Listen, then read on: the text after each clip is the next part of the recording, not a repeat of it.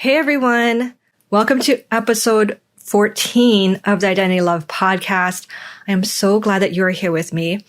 I just noticed that you have left some 5-star reviews on my Spotify, and I didn't even ask you to do that. And I just wanted to say thank you so much. And thank you so much for following, for liking on YouTube, for leaving comments. Just a follow, just a like. It means so much to me. And welcome if you're new. And welcome back if you've been following me and following the podcast since the beginning. It is so heartwarming to me to know that I am here with all of you on your journey and to hear about what you've been going through and what's been resonating. And like I said over and over, I felt so lonely when I was in this that it means so much now to know that I can help all of you folks and to help guide you while I'm still on my journey and we're all in this together. Okay. Thank you so much for all of that and for being here with me. On the last episode, I talked about that there is an art to being yourself. That as a human, you are a creative being. That you can't control anything else out in the world at the end of the day. And all you have control over is who you are, who you want to be in the world, who you want to become, despite your past, despite what's going on out there that you don't have control over, and to put yourself in the position as the artist of yourself and your life. And that is so empowering. And that even if you've been people pleasing your whole life, you actually do have this good mindset because you have been trying to change yourself for other people, which means you have this knowledge that you are able to grow and change yourself. And so you just need to do it for yourself. And so today I just want to talk about anger, the feeling of anger, and how we can turn it into art, use it creatively in a good way to benefit ourselves, to change our situation, and to up-level our own identities, to use this anger as information and as creative fodder to then create more art in our lives that we would prefer experiencing than the default of what our anger might be creating for us now. And so, if you are a partner pleaser or a people pleaser or just a very extremely nice, caring person in general who is self-conscious and self-aware and wants to be a force of good in life, you probably have a mixed relationship with the feeling of anger. And the anger that I'm talking about here is the kind of anger that we feel while going through daily life, being around other people, being in relationships with people, just the things that piss us off, that we have preferences about, that get under our skin. Okay. So it's just this feeling of anger and annoyance towards other people that we might have been telling ourselves that we shouldn't be feeling. That it is an ugly emotion. That's what we might be telling ourselves. That we start to think and feel these dark, awful things. We start to imagine these things in our heads that we are appalled by after we go through it and think, oh my God, I can't believe I was thinking that. I can't believe I feel this way. I feel bad for feeling this way when I just want to be a good person. I can't believe I'm having these thoughts and feelings, all these heated emotions.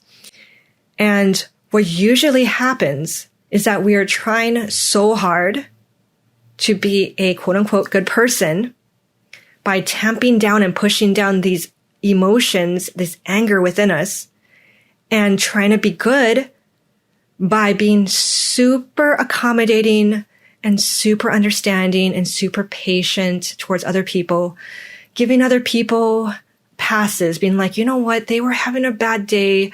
They're going through a really rough time. I really shouldn't be putting more on them right now.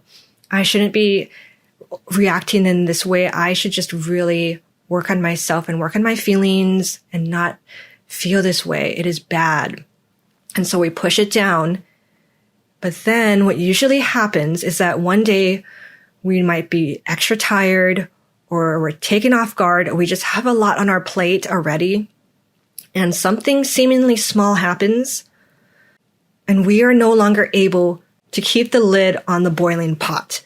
And it's like all this pressure that has been building up inside that we've been trying so hard to keep down bursts out, and we say something or do something that seems so blown out of proportion to the little thing that happened. Or we go and we cope with our emotions by overdoing something. We overeat, overdrink, overdrug, overshop, overspend, dramatize, do something we regret, something that causes more stress and problems than what we had before. And our anger becomes destructive in that way, where we are making it unhealthy towards ourselves. Because afterwards, we feel even worse. We feel so much shame towards ourselves for being this way. And it just gets even worse. We're like, oh my God, I can't believe I did that. What is wrong with me? And we feel even worse for having this anger within us. And we think we're out of control. There's something wrong with ourselves. And we start again in the cycle where we think, I'm not allowed to feel angry. I don't want to feel angry. I turn into a horrible person when I'm angry. I can't believe I'm feeling anger right now. I don't want to feel it. We think that our anger is bad. Okay. And it is only because something happened in the past, most likely during childhood, where you were told that your angry feelings made you into a wrong person or something was bad. Maybe you grew up in a household where everybody was very reserved with their emotions and they hid any emotions that they might have felt were not appropriate to show. And so if you did show emotions, they judged you for it. Or they told you that that's not the way you're supposed to be acting. In my case, I was always told I was stubborn and that I had a temper, and I always talked back. That's what they told me. And when my younger sister came along, my middle sister, she's 5 years younger, and as a child, she just had this personality that was very easygoing and always calm and happy and going with the flow. And so my parents would always praise her and compare her to me and say, wow, look at your younger sister. Look at how nice and happy and well-behaved and sweet she is. What's your problem? How come you're not like her? You always have a temper. And so I grew up feeling like it was wrong of me, that it was more lovable. It was more worthy. It was more good if I was to have emotions more like my sister. And so I felt like, oh my God, there's something wrong with me. And it even got to the point where it was, I think, late teens, early 20s, where I even tried to vow. I was like, you know what? I'm never going to show anger ever again. I'm always going to be happy. I'm always going to be uplifting. I'm always going to be a positive person. And then everyone will love me and want to be around with me. And so I actually tried this for, I don't know how long, a few months, but I wrote it down in my journal and everything. And I'm like, you know what? I'm a new person from now on. This is new Tracy. New Tracy is going to be positive and happy all the time. And I tried it. And of course, I failed miserably because I couldn't keep it on. I couldn't keep that happy face on because underneath it, there were things that bothered me. And I was in a relationship at the time. And I was thinking, oh, if I was just happy and positive to be around at all times, he's going to love me and nothing's going to go wrong. And of course, things got under my skin. There were things that I wanted to say, hey, why are you doing this? I wish you wouldn't do that. And I couldn't allow myself to say that because I was supposed to be happy, and I would explode and have the destructive anger and create more problems for myself than I started with. There is something along the way that got into your head, even if it's just a notion, even if it's something that was implied very low key to you during the years, something started to tell you that you were not right to have anger and to question this, right? When you're being creative with yourself, when you're being art with yourself, you have to question what you believe about yourself, right? Because nothing creative comes out of anything unless it's questioned. You have to look at the blank wall and question, what would it be like if I put some colorful paintings on there? What would it look like if I put a pattern on there? What would it look like if I painted it all one color? You have to question the white wall. You have to question what you've always been seeing in order to create something different. And so we have to question our own thoughts and feelings about our anger. We have to question, is it really that bad if I feel angry? Is anger truly a bad emotion for me to have? And maybe in the past, when I was destructive with my anger and I felt upset about the way that I acted because of my anger, maybe the only reason why it came out in such a destructive way was because I had this idea in my head that it was bad in the first place. I have to question this. We all know that anger is a human emotion. We all know that people have a right to feel angry about certain things. Yet we tell ourselves that we shouldn't be. That because somebody else has it worse off than us or whatever, that we are not allowed to feel that way. And we got to question this as well. What if our anger isn't this horrible thing all the time? What if our anger is just our true selves trying to speak up, trying to voice something within ourselves? And so if this anger is going to be here no matter what, if you're a fully functioning human, if this anger is going to be here, what do we want to create with it? Okay? So the anger is the construction material, the art supplies, the thing you're starting off with. It is what you create with it. It is not something you try to eradicate and get rid of and cure yourself of. It is something that you choose to create from. So the destructiveness was created when we tried to tamp down our anger and shame ourselves for our anger. That was what we created in that situation. And so all we have to do is look at that and say, oh, I do not like what I created with my anger there. What would I like to create instead? Okay, so anger is a creative thing that you can use. And how we create with it is we think differently about it. We treat ourselves differently when we have it, and we work with it in a different way, right? It's just a different technique of working with our anger and creating something new with it. So I just wanted to talk about sadness, because sadness is below anger as far as vibration and as energy and empowerment level. When you're sad, you feel less active. You feel like you are settled in this place, that you have nowhere to go. It is this hopelessness.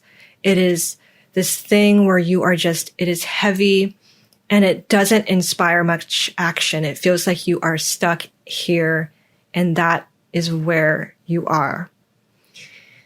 And that is what you can fall into and feel comfortable in often when you're somebody who cares a lot.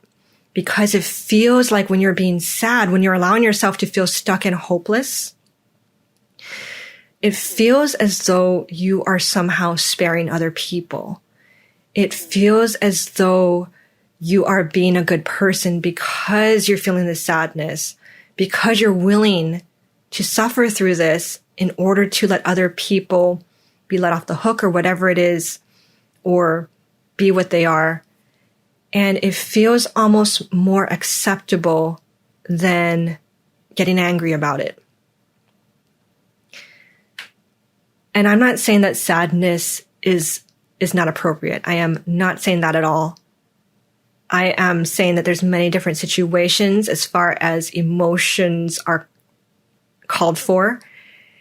And of course you want to feel sad when sad things happen. Of course you do. But what I'm talking about here in this situation is when we'd rather drop into sadness, which is this hopeless state of feeling, in order to avoid the anger, because we have labeled ourselves as bad people when we're angry. And so I just wanted to throw that in there to help you look out for it, just in case you might be doing this, just in case you might be dropping into sadness in attempt to avoid the anger. And an example of this is I was in 2 different relationships in which I was not being treated well. And so I'm just going to combine them into one when I'm talking about this.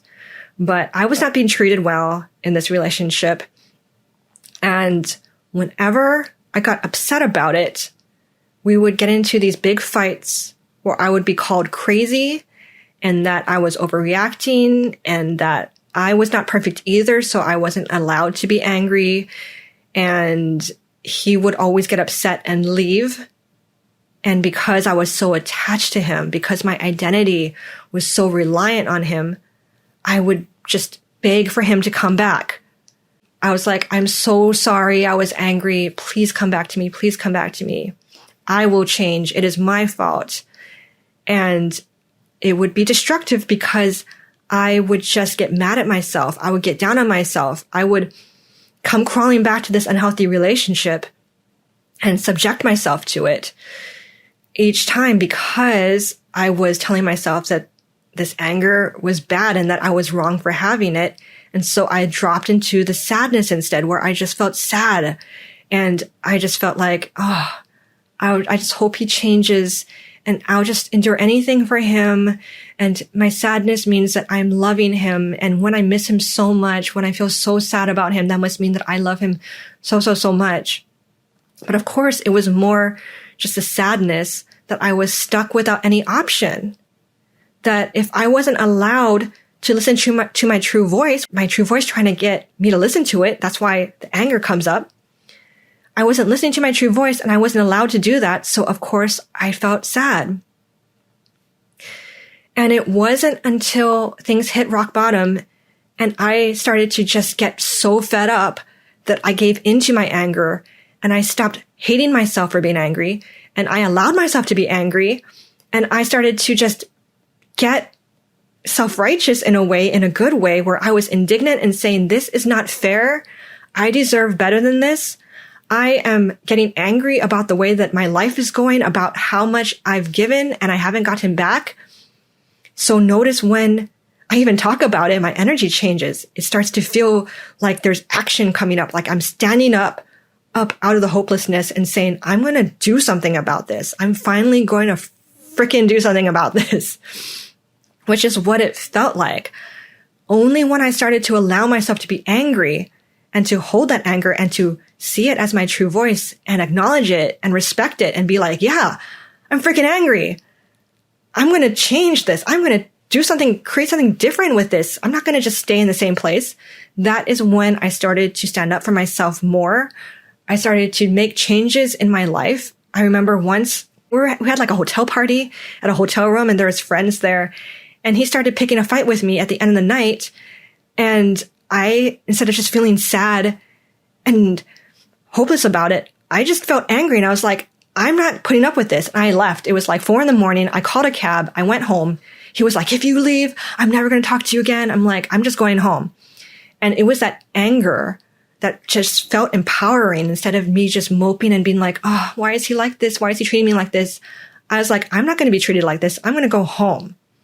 And it felt like this very resolute strength within me that helped get me up and out of that relationship. Finally, it was very hard. It took a while and he would keep saying things to make me feel like I was the one who had the problem. But the anger kept me going strong because I realized, yeah, I deserve better. And so this anger, allowing yourself to have the anger, not even to be angry about that thing, but to allow yourself to be okay with feeling angry, that you have a right to feel angry about certain things, no matter how small it might seem, that you have a right to have this emotion, this fiery emotion, and that there's nothing wrong with you feeling that. That in itself can be so much more empowering and uplifting and better feeling in a way, even though you're so angry, than the sadness, because it is motivating. Anger is motivating. Sadness is complacent. And like I said, you do need sadness in the appropriate situations. I'm not saying you should never feel sad, but I'm saying if you notice that you're staying in sadness to avoid the anger, I want you to go into the anger more, to allow yourself to say that there's nothing wrong with feeling angry, because that can give you the strength to stand up for yourself, to stop pleasing so much, to have your own back. It's hard to have your own back when you're sad. It is so hard. I tried to stand up for myself. I tried to make things better for myself in that relationship from a place of feeling sad and afraid to feel angry. And I could never do it because the moment that he said something, I would be like, oh, no, you're right. I had no motivation within me to stand up straight and feel that fieriness that would keep me afloat as myself, no matter what was going on around me. And so your anger is important. It does not make you into someone bad inherently. It's just what you create with it. So in that situation, I took my anger and I created fortitude with it. I created what I wanted to do with it. And so instead of using the anger to try to change him or trying to throw a fit to make him notice and change, I took the anger and I said, what am I going to do within myself because of this? With this feeling, like I'm so angry, what am I going to do? I'm going to leave this hotel room right now. I'm going to call a cab. Even when he's talking to me and saying all these threats to me, I'm going to call a cab and I'm going to go home and I'm going to stay in this angry place where I get into my room and I don't give in to the feelings of that I'm a bad person or that I shouldn't have done that. I'm taking care of myself. So you can use this anger to be, instead of destructive, it is constructive. Constructive in the way that it takes care of yourself. It gives you responsibility over yourself and what you can do in the moment with the anger and how you want to use it. Can you use it to create less problems for yourself? In that situation, it was less of a problem for me to go home than for me to just suffer the rest of the night there.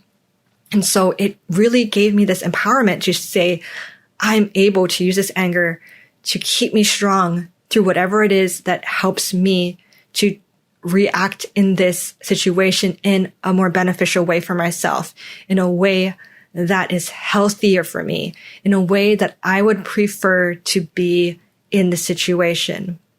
I wanted to give a more recent example of how I worked through this anger and I used it in a creatively constructive way to create more of who I wanted to be in the situation. So I have my own room office here and it has 2 doors because it leads to the bathroom and there's a main door. And I would close these doors when I'm working on stuff. And what would happen is that if my boyfriend wanted to talk to me or ask me something, he would open the door and say, hey, when are we going to go get groceries? Or whatever it is that he wanted to ask me. And whenever he did this, I would suddenly feel this surge of rage of just, like it came up. He would open the door. I'd hear the door open and I would just feel this intense anger. And he'd be like, hey, when are we going to go get groceries? And I'd be like, I'm working right now. I'm going to talk to you later. Like, I just get so angry. And he'd be like, oh, okay, sorry. And then he'd close the door and I'd fume and I'd fume and I'd fume. And while I was fuming, the voice in my head told me, what the hell is your problem? You are overreacting to this. He's just opening the door and asking you about groceries. Why are you so angry? You shouldn't be this angry. You didn't even tell him that you didn't like it when he opened the door. And then the thoughts would, of course, come in where, oh my God, he should know better. He's so rude for opening that door. And then the other thoughts would come in would be like, well, he's not doing anything wrong at all. He's just asking you, why are you so upset? And so it was this huge war going on in my head. And I felt so angry and just angry at him, out of control, wanting to go and snap at him, feeling angry at myself, wanting to tamp it down at the same time, feeling destructive. I was distracted from my work. It was destructive. It did not help me out. And so what I did was I waited. I waited until everything kind of smoothed over. So I used my willpower to kind of just tamp it down. And then I thought about it. I worked through it. I asked myself, what is it about him opening that door that pisses me off so much? thought back, of course, what do you know? Childhood. Overprotective parents who wouldn't give me my own space or privacy. I was a teenager. I would be in my room with the door closed and I'd be upset about something. I'd wanted privacy. I just wanted to be left the hell alone. And my dad would go and unlock the door and open it really fast and say, what are you doing in here? Why are you locking the door? Why are you closing the door on your family? What are you doing in here? And I couldn't have any privacy. And so I realized, okay, so even though it feels like my boyfriend is the one that I'm angry towards, the reason why I feel so disproportionately angry towards this situation is because of this thing that happened when I was a child, a teenager. So I recognized that. And I thought about it. I'm like, okay. And I don't feel those ways towards my dad anymore, but towards him back then, yeah. I felt so violated and felt like I wasn't allowed to have any time to myself. And it felt so rude and so intrusive for him to just barge in there when I'm just over here not wanting to be bothered. And so, of course, I feel this way when my boyfriend does that. And I feel like I'm projecting all of my thoughts and feelings towards my dad in the past onto my boyfriend now. And I have never spoken to him about this. So what I did was I took the anger and instead of creating thoughts of, oh my God, you're so overreacting. This was in the past. Would you stop getting angry about it? I said, hey, that's freaking annoying. I remember how angry I was back then. I remember how I felt like I was being scrutinized every single moment. Of course you're allowed to feel angry. Of course that's annoying. Of course it's annoying. I had to tell myself that. Of course it's annoying. You are okay to feel angry. You have a right to feel angry. It's fine. So once I saw that I allowed myself to feel angry, it's interesting. The anger didn't feel as awful. I was still annoyed, but because I lifted that burden off myself where I was judging myself so harshly, when I stopped judging myself and I gave myself permission, I said, hey, I get that. I get it. I was being my friend. I was having this relationship with myself instead of fighting myself. And it lifted the anger enough for me to kind of laugh at it. I'm like, oh my goodness. Okay. So I'm projecting this thing of my dad onto my boyfriend. And it was interesting because I noticed that I would knock on his door and he would just be like, oh, you can come in. You don't have to knock. So I realized he doesn't have a problem with that at all. That's why he's doing it to me, because to him, he doesn't have any kind of hang-ups with someone opening his door.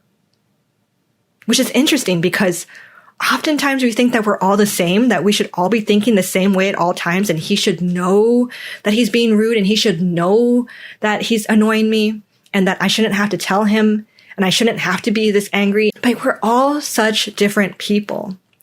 So I had to realize my thing isn't his thing. So of course I'd have to tell him. And then I thought, okay, so I have this anger when he does this. What would my coolest self do? What would the best creation be that I could create from this anger? And I thought about it. And yep, my coolest self would give herself full permission to be angry. She'll totally understand. And she would wait till she's calm to talk to him about it. And she would tell him in a very chill, straightforward, non-blaming, lighthearted, but clear way. And she wouldn't be angry while talking about it. She would be just matter of fact and lay it out and just make a clear request from a place without blaming, without feeling anger. And I thought, okay, this is what I want to create from my anger. This is the constructive anger. This is me being constructive with my anger. And so I did that. I waited till a time when we were just chilling. I think I was having like a glass of wine or something. And I just told him like, hey, this sounds really weird.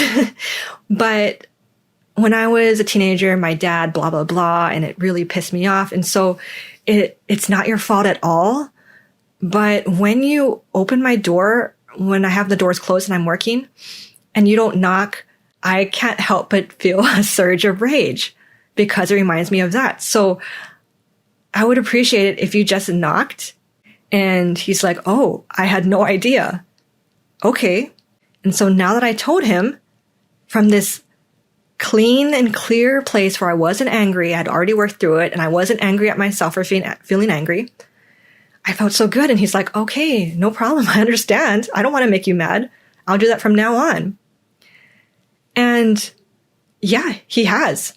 And yeah, there's been once or twice where he forgot. And I was like, hey, what did I tell you? And he's like, oh, sorry.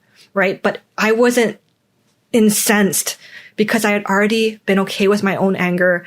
I already told him. I already knew that it was used constructively. And I just had to tell him, hey, what did I say? And he's like, oh, sorry. Okay, I'll change. And so that's what I created with my anger. So instead, if I had just gone with the norm, I could have easily created something destructive. I could have easily been passive aggressive and easily could have just blamed him and said, what are you doing? You're so rude. How dare you open my door? And created this dissonance with him where he's confused and feeling attacked. But instead, I feel good having purposely created what I wanted with the anger by using the idea of my coolest self and how I wanted to use this anger and who I wanted to be in the situation, which was somebody who didn't blame herself from being angry, someone who allowed herself to feel her true feelings and to use the true feelings in a conscious, creative way to create something better. That is the constructive anger. So I just wanted to say that a lot of times my clients come to me when they're in this sad place. And once we start working together and they start realizing how much they've been giving themselves away and not standing up for themselves and letting themselves get walked over, they often start to feel angry. The anger comes in once they realize how much they've been unfairly treated when they've been pleasing. And they say, I feel bad for feeling angry. Like they feel like this anger is a sign that something is going wrong. Like they think that they should just be letting go of the people pleasing and they should feel so light and they should just feel like, okay, everything's good. But there is often this period of anger once you realize you're allowed to feel anger. And nothing is wrong about that. In fact, it is good, it is empowering, and I don't want you to use it to make it mean that you're a bad person. You deserve to feel this surge of love for yourself, because that's what it really is, right? That's why you feel so angry. This is why we feel angry when our loved ones are taken advantage of, or someone says something mean to someone we care about. We feel this angry surge of indignation and protection because we love them. And so when you're feeling angry for the way that you've been treated and for how you've allowed yourself to lose yourself over the years, this anger is coming from a place of love for yourself, and it is going to help keep you going in the right direction because you feel this constructive fieriness for yourself where you're like, I deserve better. And that is good. It is good. It is so much better than staying in the sadness of feeling like it's hopeless and that everything is wrong and you're a bad person for feeling angry. The anger is not bad. In this situation, in this circumstance where I'm talking about here, okay, the anger is good. And it's not that you have to stay in this angry state, okay? You are going to lift up and out of it, but it is part of the process that causes you to want to create something better, right? This is why better things have been created throughout history, is people get fed up. They get angry with the way things are, and they're like, something has to change. We got to create something better. And that would never have come out if people were just like, oh, well, I'm sad about this. It's hard to create from that place of the sadness, okay? So this week, whenever you feel angry or annoyed, it's not that I want you to fixate on that thing that's making you angry and to go and rip their head off. I want you to not rip your own head off when you feel these emotions. I want you to not get down on yourself when you feel upset about things. Because this world is full of bullshit and rude people and people who are walking all over us and do not have the best of intentions and things that are just annoying in general. Babies crying on an airplane. Oh my God. The things that go through my head, right? Just because it's going through your head doesn't mean that you're going to act on it and you're a bad person. Okay? It's just an angry response. You're going to get angry about stuff. And the more that you make light of it and you're like, you know what? It is freaking annoying. It kind of relaxes you a bit. And it lets the anger be less attacking and just more of what it is, which is a feeling of being human in the world. And you are allowed to be a human in the world. So that's what I want you to do, is to let yourself see your anger as a voice, as your true self, as something that is meant to help you create with. And sometimes, like the crying baby on the airplane thing, I can't create anything better with that other than me practicing, I guess, patience in that moment. So, okay. But it's showing myself that I can tolerate things that annoy me and that I can still be who I want to be in that moment when it comes to that. And if it comes to somebody blatantly doing something that I don't like, I can choose how I want to react to that too. And it's not that I need to shove that emotion down inside myself. It's that I need to accept that I am a fiery person sometimes, and that's cool. This is just the creative stuff we're working with, and I get to choose what I want to work hard to create something better with. It's the experience that I want to have with it. And speaking of anger and annoyance with myself, I had gone to eat ramen earlier today with my boyfriend, and I forgot my credit card there. So I'm going to go take myself back there now and go get it so I don't have to worry about it on New Year's Eve, which is tomorrow. If you do love this podcast, like I said, I love that you've been giving me the stars. So give me the stars. I appreciate it so much. Okay. Go forth. Allow your feelings. Allow yourself to be a fiery, dark thinking person who has emotions where you want to punch someone in the face, but you don't. Nothing is wrong with you. You're still a good person. I love you. Keep on doing you. You're doing it perfectly. All right. Have an emotionally accepting week, and I will talk to you on the next episode. Bye.